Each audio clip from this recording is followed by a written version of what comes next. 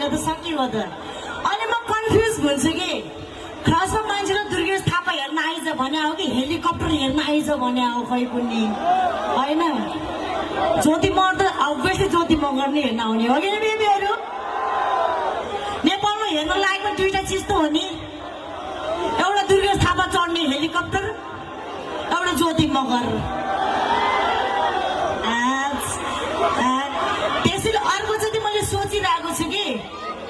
अर्कोचोटि चाहिँ यसो मिलाएर सुनको घोडा चढेर आउने भनेर सोचिरहेको छु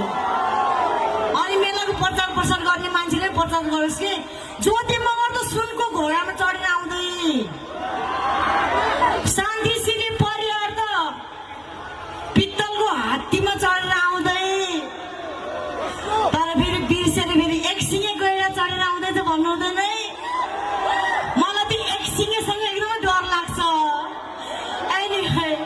एकदमै मजा आयो त आई होप तपाईँ इन्जोय गरिराख्नु भएको छ होला कार्यक्रममा चाहिँ सकेको छैन एकछिन बस्नुहोस्